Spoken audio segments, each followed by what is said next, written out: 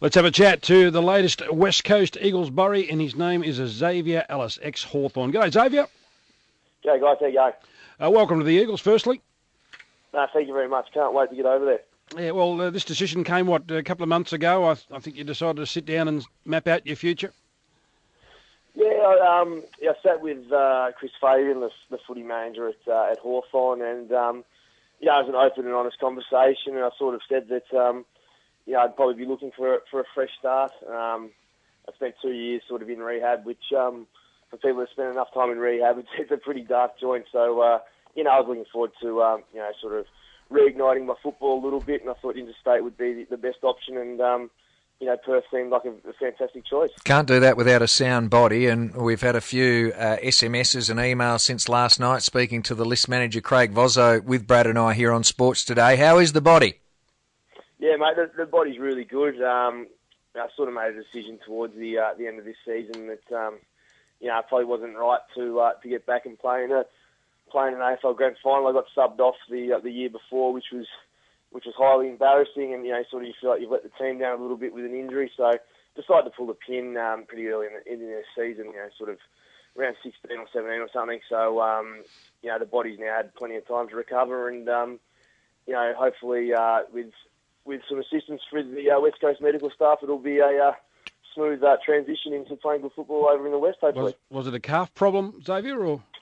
Yeah, I did my calf in the Grand Final in 2012, and we injected it just with a bit of local or something, just to try and get through the game, which is it's a Grand Final, and if I had if I knew what would happen 12 months time, I'd miss a lot of football. I'd do it again if it gave us the opportunity to win that Grand Final. So I suffered a little bit this year with a calf from the Grand Final, but that's now it's cured and ready to go. Did the West Coast Eagles put you through a rigorous fitness test or not?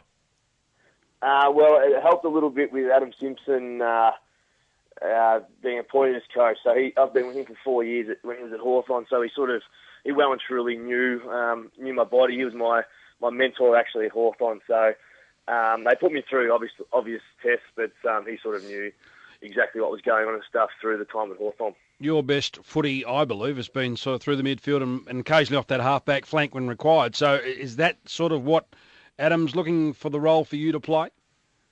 Yeah, I think so. Through the midfield and half-back, he was sort of saying that the midfield will probably be pretty young this year with Kerr, Adam Selwood, Embley and those guys retiring. So it'd be good to jump in the midfield with obviously some older heads with Dean Colson, Pritis and those sort of guys. But Scotty Selwood, Luke Shuey, Gaff. I'm really looking forward to getting to that midfield. I've had so much communication, Xavier, about what's Adam Simpson like, and my answer is, well, I don't really know. I've not been coached by him. I've not been inside the environment with him. I've seen him as a player, and he was a wonderful player. What is he like as a coach? Yeah, I'd firstly say it wasn't a shock at all that he landed a senior job at a fantastic club like West Coast. I thought he'd actually be snapped up 12 months earlier. That's where I rated him. He's a real sort of a players coach, I suppose. He, I was saying before the interview that he was really just wanted to show me when I was at Subiaco how big his office was. I can't imagine he'd be the sort of guy that would spend too much time in his office. He'd be a really hands-on player relations sort of stuff. So I think that's where I really liked Simo last year, was just his ability to just speak to you as a friend rather than an intimidating figure that I'm sure some young guys find coaches. Now, Hawthorn won the flag. We know that, and you're a Hawthorn-listed player. West Coast went out before acceptances, so they've been off for a while. So if you're having a trip, I assume it's a short one. Yeah, it's actually, I was going to go to Bali on Monday, but obviously had to stay over and take care of more important business. But I've got Campbell Brown's wedding in Bali on Saturday, so I'll get to Bali Friday, and then I'll be back in Melbourne Monday or Tuesday, and then heading over to Perth and starting to organise a few bits and pieces. So I assume he's already had the Buck Show then? Yeah, I missed the Buck Show last Saturday, so it was in Sydney, which small reports was pretty big. Yeah, probably good that you weren't there. Yeah, exactly right.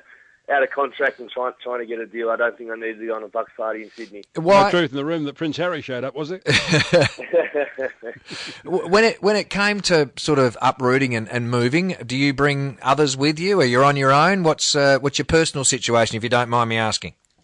Yeah, no dramas. No, I'll be one out on the way to Perth, which is in a really long-term relationship. Probably towards the end of this year, I decided that I probably would like to move on, move west, move into state at least, and I feel it's probably the best opportunity for me to play good football. If it's it's a pretty selfish decision, but head over alone and really entrench myself in the West Coast culture with the players, and I look forward to living somewhere, hopefully with a player or something, and getting to know the guys really quickly. Well, forget the money. What about the length of the tenure? What are you here for?